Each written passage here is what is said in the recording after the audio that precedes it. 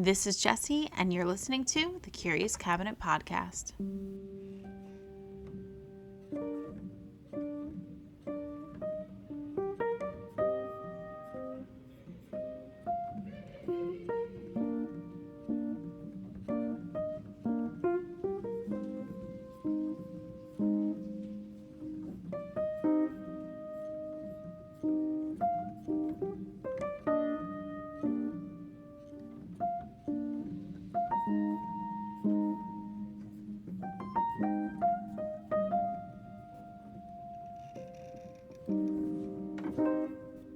Hey everyone, and welcome back. I took last week off, and just because I felt like it, and I think this is going to be my first one since the new year because I changed my release days from Tuesday to Thursday because it just kind of works out better for me that way. So, that being said, I hope everyone had fun on New Year's Eve and has started their New Year's out right. But we're going to get right into this case today. And this is a case you may have heard about. It has been in the spotlight. I just wanted to cover it just because it's an interesting case. So today we're going to talk about Nanette Krentel. And Nanette Krentel was born Nanette Ann Watson on July 26, 1967. Everyone knew her as Nan. She grew up with her father, Dan Watson, who was a retired firefighter, and she had a lot of siblings. I couldn't really find too much about her mother or stepmom or anything like that. I don't know why, but I read that she had grown up in a blended family with many siblings. She had 4 sisters and 1 brother, some being half siblings, but she was one of 6 kids. She was also known to be very close to her family, which is important. They were in contact with everyone. She was in contact with her brothers and sisters and cousins, her dad, she was very close with. They were in contact all the time. She was a kind, outgoing person from a young age with a great sense of humor and a love for animals and children. She was also like a very just generous and caring person. As an adult, she worked at a local preschool at a local Methodist church school until retiring due to some mental health issues. She was said to have been suffering from depression and anxiety. Her friends described her as the sweetest person who was devoted to her pets, 2 cats named Dakota and Dixie, and a dog named Harley. Nan lived in the rural area of Livingston Parish, Louisiana. Her home was on a 100-acre property on Philip Smith Road in Lacombe. This is actually the same area where another woman, Barbara Blount, had went missing from her home. I did do a podcast on her. That's a totally different case, but it's just the same area. But she lived a quiet life in this secluded area about 40 miles north of New Orleans. Nan was married to a man named Stephen Krentel, who everyone had just referred to as Steve, so I will as well. At the time, Steve was the chief of the St. Tammany Fire Protection District 12. Steve and Nan married in 2004 and had no kids, but she was a stepmother to his son, Justin. But at this point, Justin's older and he lives in his own home and was married himself. And over time, their marriage began to fall apart. Steve had admitted to Nan that he had an affair with a coworker just a few years earlier. Nan had even told her friends that she had plans to leave Steve because she felt trapped. I'm going to say that the affair and this issue were probably a huge attribute to her anxiety and depression, but she also had another reason she was planning on leaving him, and I'll get to that shortly. But emails from Nan to her family members in the weeks prior to her death said that she was scared for her life. She specifically says that, "I'm being stalked. I fear for my life." She mentioned that someone close to the family had specifically threatened her with arson. He said that he would burn the house to the ground with us in it, she told them. She even had Steve install security cameras around the home because she felt like she was being watched. So this is what happened. July 14th, 2007, a fire had broken out at her home while Steve was at work. It was around 2:30 p.m. when the fire was called in. A neighbor's daughter was riding her bike and saw smoke coming from the area where the home was located. Multiple agencies responded, including Steve's. By the time the firefighters had arrived, Steve had already rushed to the scene. His cousin who lived nearby had called him, and he, as well as another coworker, sped over to the home as fast as they could, ahead of the rest of the team. But by the time they arrived, the house was engulfed in flames, and no one could get inside due to the intensity of the burning. Steve noticed the half-burnt garage with Nan's red car parked inside, her red Mercedes. This meant that she was still home, and with the way the fire was burning, he knew that no one could have survived that. So when the fire had eventually been put out and it was safe to go inside, Nan's charred remains were found in the rubble. She was lying there face up in the master bathroom with her Chihuahua Harley in the bathroom with her as well. Her 2 cats were found in the master bedroom nearby. She was burnt severely, and the scene was just a mess. But one thing that was noticed was that Nan had a gunshot wound to her head. So initially, the investigators weren't sure what happened. They started with the theory that she committed suicide due to the fact that she had been depressed recently. But except there were things that discredited that, even facts that the depression had been improving recently.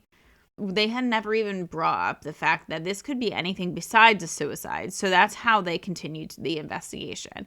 They didn't think that this could have been a murder at all. It was, from the beginning, they decided it was suicide. So during the investigation, Steve had told them that they had multiple guns in the home, some of which were collectibles. And Nan also carried a gun in her purse at all times, had one in her nightstand, and also one in her car. So she was obviously scared. Something was terrifying her, and she felt like she needed to protect herself at all times. So when they did the autopsy the next morning, on July 15th, they discovered that Nan had been shot with a small caliber weapon. The bullet was still in her head when they were performing the autopsy, and she had been shot right above her right ear. They tried to run ballistics, but because the burning was so bad, they all came back inconclusive. But the thing is that there was no soot in the lungs, which means that she was dead before the fire. So if you think about it like this, she didn't shoot herself and start a fire. There would have been some sort of soot in her lungs if she had started the fire and then shot herself. But there was no soot in her lungs. So obviously she could not have started the fire. So the fact that they were investigating this as a suicide is wrong. So when the autopsy, I already read that part. Okay. So the investigators brought in dogs to sniff for accelerants. They found that some had been poured in 2 different places. One was on the DVR in the living room, and one was on one of the cats' carcasses. And this is another thing to me that, like, she's one of those people who adored her pets, like, and animals in general. There is no way that she poured accelerant on one of her animals and lit it on fire. Like, there's just no way. Like, in my opinion, like, this is someone did something maliciously towards her to do that. Like, there's no way that she did that to her own pet who she loved. So the beginning of the investigation was just handled extremely wrong because of the conflicting opinions of suicide and because the scene had not been secured. So immediately there was just anybody was walking anywhere and it was just completely contaminated.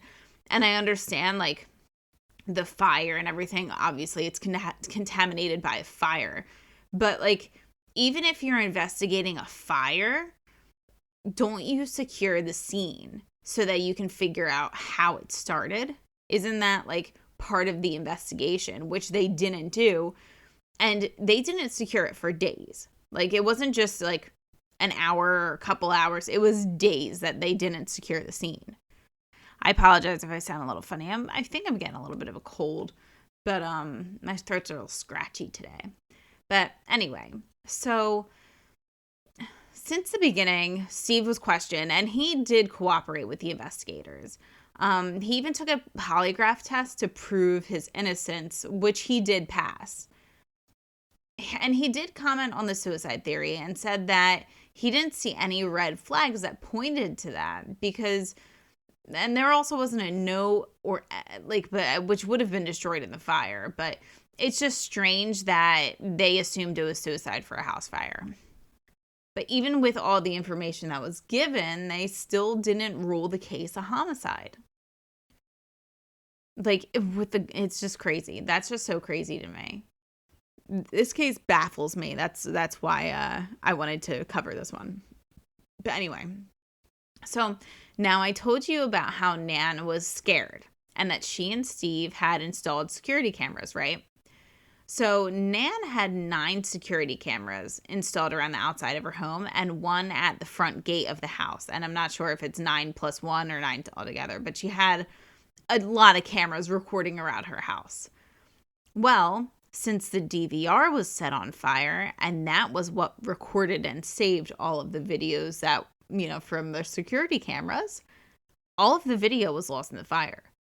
So any evidence that was left at the scene was lost in the fire. The videos were lost in the fire. And it's important to know that that's where the fire started, because somebody went out of their way to destroy that DVR so they didn't get caught. Like, that's so apparent.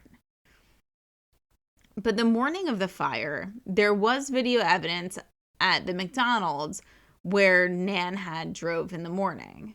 She was, it was like an old grainy film, and you can't really tell 100% if it's her driving, but you can see her dog in the car. And also her cell phone pinged in the area, and her card had been used at that McDonald's. So then around 9:11 a.m., there was footage from the neighbor's security cameras that saw her driving back from the McDonald's that she had went to.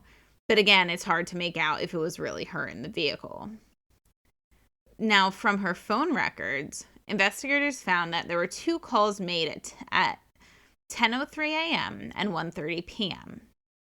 The first was made to Kmart for refilling a prescription, the 10:03 a.m. one. And then the 1:30 p.m. one was made to a person that Nan didn't know. And investigators got in touch with that person, and they said that they didn't know Nan or Steve. They said that they didn't know the number and assumed it was just a misdial, like an accident, and they didn't pick up, so they never spoke to anyone. But they do believe that it was Nan who made that phone call, so they think she was alive until at least 1:30 p.m. So Nan's family had come down from Iowa, and they were upset because the police didn't bring them in for any interviews. They were very close with Nan, and they weren't even questioned about a suicide theory, which obviously didn't make sense to them either. They wanted to talk to police, especially about her husband, Steve, because Nan's dad said that Steve was controlling, that he limited her to the amount of time that she could talk to or spend with her family. And her cousin said that Nan was always healing from some random mystery injury. And that when they would try and get the answers, like what happened, she just kind of brushed it off and just let it go away. Which, I mean, some people just get hurt easier than others. And a lot of the stress and stuff, I'm sure, has to do with it. But the stress and depression and everything like that, because your body is just in pain. You're in pain and your body is in pain. Now, I told you before about how Steve had an affair and Nan was depressed. And I'm sure that Nan had told the people close to her, so they were kind of biased because I wouldn't like Steve either. But Nan had also claimed that Steve hadn't been protecting her, which was another huge factor into her leaving him. So when Steve was questioned about the affair, he does admit that it was years ago and that Nan was okay with it, which I don't think she was okay with it personally. I think it added to her depression or caused it. But Steve also had an alibi and witnesses because he was at work the time the fire was called in. They also asked Steve about the gate camera because Steve said Thursday night that the system running with the gate camera ran out. I guess it ran out of space. So I guess they had to do something to clear up the space. But he said he was going to fix it when he came home from work, but he was just too tired and he forgot to stop. So then when he left the next morning, he just, again, forgot, was on his way to work and just didn't even think anything about it. Which is like coincidental, but I don't know how big of a factor it plays into this. I mean, it could factor in big, but I don't know. It could also just be a small mistake. Like it's one of those things. But Steve had this brother named Brian. And Brian was always in and out of jail. He's an ex-con, and at the time of Nan's death, he's out on probation, but he has to wear an ankle monitor. And he lives with Steve and Brian's mom at her home. I'm not too sure like how close the home, like Steve and Brian's mom lived to Steve and Nan, but I do believe it was relatively close. So Steve told police that he hadn't also installed cameras at his mom's home because he was kind of afraid that Brian was going to do something and something bad was going to happen. Which then, why would you even let him live with your mom? Like, or I don't know, maybe the mom did, but I don't know. I'd be like, no, you're not staying here. But Steve has always kind of been a protector of Brian. And as I said before, Brian was on house arrest and had to wear an ankle bracelet, which had a GPS tracker in it. And there was also a GEO fence put around Steve and Nan's home that would alert them if he crossed it. And there was no alert for that day. But this is like the crazy thing. The GPS tracker in the ankle monitor had never been turned on. Like, never since he got out of jail, which is actually insane. Like, you have one job, and that's to turn on the ankle monitor. Like, that's the most important part of the ankle monitor. Otherwise, it's just a big, clunky anklet. So why? Like, but the cameras at his mom's house proved that Brian was home at the time of the murder, so it kind of cleared him from any involvement. But the whole backstory to that, the whole reason that Nan felt unsafe because of Brian. So whenever he got in trouble, Steve would always bail him out. He would rush to help Brian, and the last time that he got in trouble, the time where he had to wear the ankle monitor for, he had gotten into a car accident. He called Steve and Nan, so they came to help him at the scene, and when they did, the police showed up at the same time. Brian ended up going to jail for it. I'm not exactly sure what the details were, if there was drugs or what he caused him to go to jail. But he always blamed Nan for it. And he told her that when he got out of jail, he'd kill them both and then himself. It was about a year before Nan's death that he got out of prison, and her being scared out of her mind, she made Steve install the cameras around their home. So she was always carrying a pistol in her purse, like I said before, and her car and next to her bed because she was just completely terrified, which is just the most awful way to live. Just being just terrified to do anything. It's just a shame. So that's why she was afraid of Brian. So then Steve had also told investigators that Nan and his son Justin did have a strained relationship, but Justin was out of state when this occurred. He was working in Virginia at the time, so he was cleared. Nan was supposedly afraid of Justin because she had witnessed him lose his temper multiple times. And I don't know about the details of the altercation, but it was enough to scare her. So Nan's dad said that Nan had also told him that she had been stalked recently. She sent him a picture of a man who had been creeping around the property of her front gate. I mean, that alone is like the reason that they should have made sure that the gate camera was on and not just said, oh, I'll do it in the morning or whatever. Like, that should have been a priority. But later on, she went to where the person had been standing, and she found a cigarette butt and a knife. Like, they dropped their knife there. That's crazy. And she had also told her dad that she'd been followed a couple of times, but she never went to the police about it. Now, that's where she did wrong, because I would have gone to the police. But who knows? Maybe Steve convinced her not to. I don't know. But I know he told investigators that he wasn't worried about a stalker, and he never told them about the knife, which is something to worry about. That situation right there is very strange to me. But when the ballistics information came back, finally, it said that the guns that they found, because I believe they found 2 guns in the initial search, had belonged to Steve and Nan, but neither was a match for the one that killed Nan. So investigators went back to the home to look for more evidence, like a gun. And at this point, they're still trying to prove that Nan committed suicide. So the scene at this point is overly contaminated. The initial search, after that search, it was released back to Steve. And then the family hired their own personal investigator who searched the scene and found another gun. So I believe this is like gun number 3. Like, I don't know exactly how many guns they were, but they found another gun. And they found the carcasses of the cats and the security camera DVR that was left out in the open. So yes, it's the DVR that had the accelerant poured on it and was set on fire, which started the house fire. And no, they did not collect it for evidence. They just left it there to get contaminated by everything and other people. And that's just insane. Like, that is the worst handling of an investigation, like, I've ever heard. Like, I'm not a pro, but like, that's like just some simple stuff that you're supposed to do. Like, I know that much.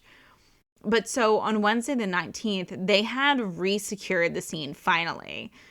And they did another grid search. So then during the 4th search, they found yet another gun that hadn't been found. It was lying near where Nan's body was. I don't know exactly how close in proximity it was.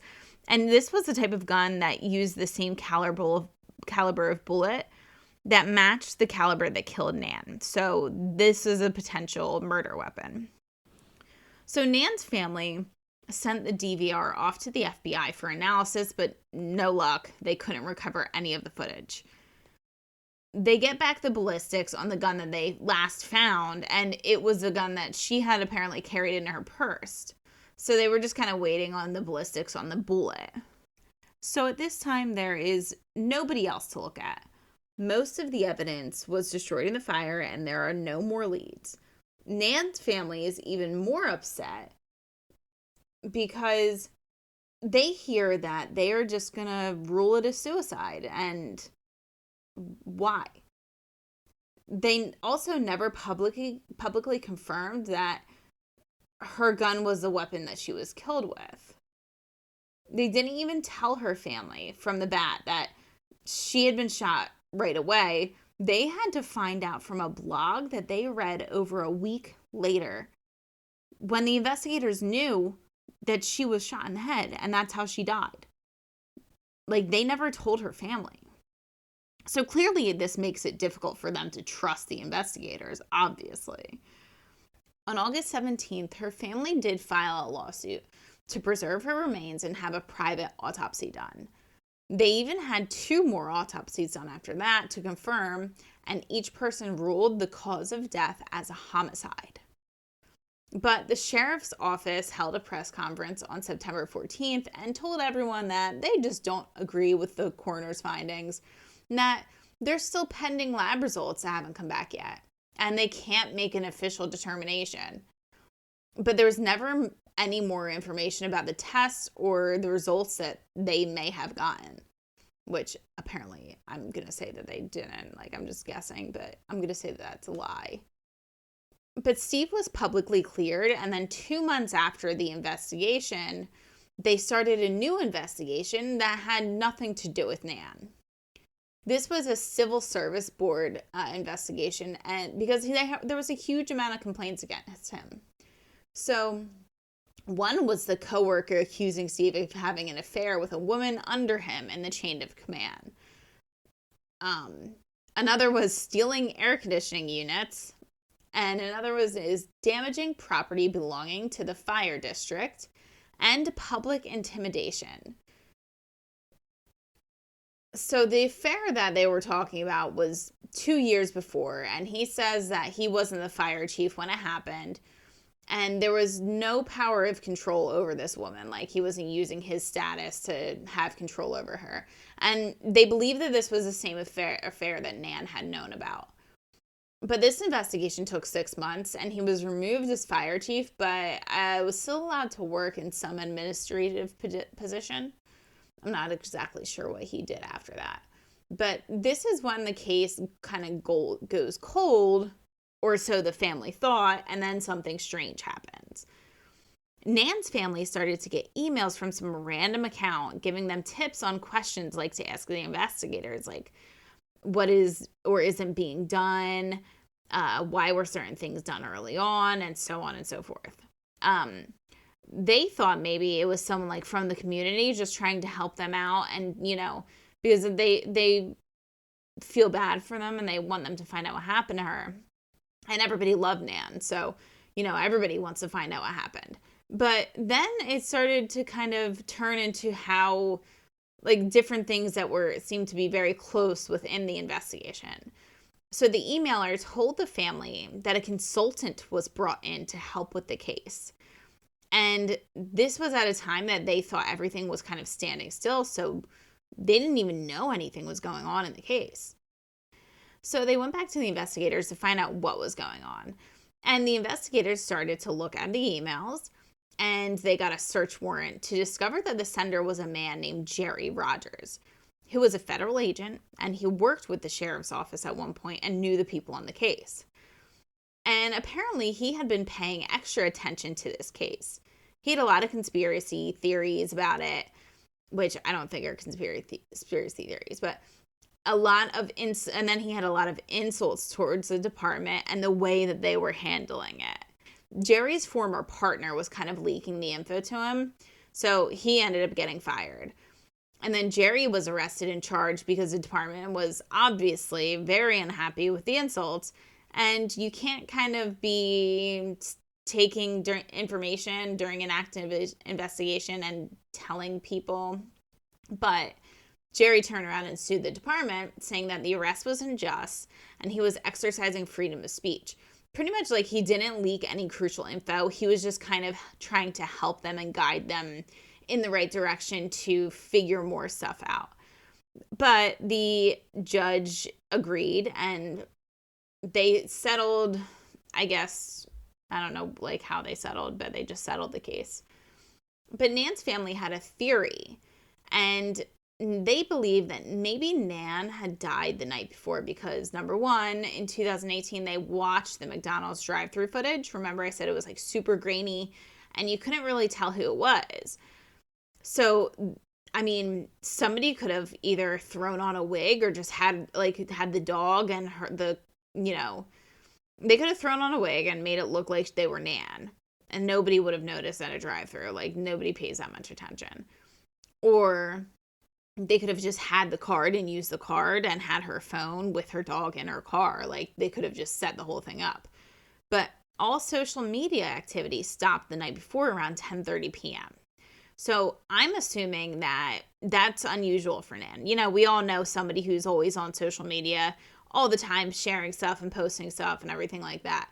So I'm assuming that that was an unusual thing for Nan because they noticed it. Like, otherwise, it wouldn't have made much sense if she posted every once in a while, but like that's something that they actually notice. So that might be kind of important, because maybe she did get murdered the night before. But anyway, like I have my own theory about this case, but I kind of think that Steve was involved more, and there's really no proof to it, but it's just kind of how I feel about the case.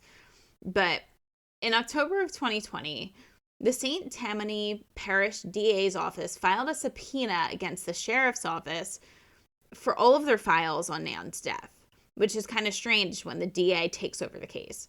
But the investigators did cooperate with the DA, and because the DA said they want fresh eyes on it. But I think there's something a little bit deeper into this. And in 2024, the new DA, Colin Sims, did address the case on the 7th anniversary, saying that he was going to make the case a priority, and that Steve had reiterated the case is still active. But there is no resolution to this case. There's no new arrests, and there's no new information that's been made public since the transfer of the files. So annual vigils are still held in Nan's honor, remembering the kind of gentle person she was. And unfortunately, her father, Dan, had passed away in 2021 following a brief illness. But her family pushes for answers. A very sad case, especially, with her and her father being so close, and then him passing away. He never got answers. So it's very sad. But if anyone has any information about this case, you can contact Crime Stoppers New Orleans at 504-822-1111 or 1-877-903-STOP. And thank you for listening to today's podcast, guys. As always, like and share, tell your friends again about my podcast. And don't forget to subscribe to my channel. If you have any suggestions, I have Facebook, Instagram, TikTok. If you have any suggestions on cases you want me to cover, just go ahead and leave a comment or, shoot a message or whatever, and I'll check into it. All right, guys, until next week.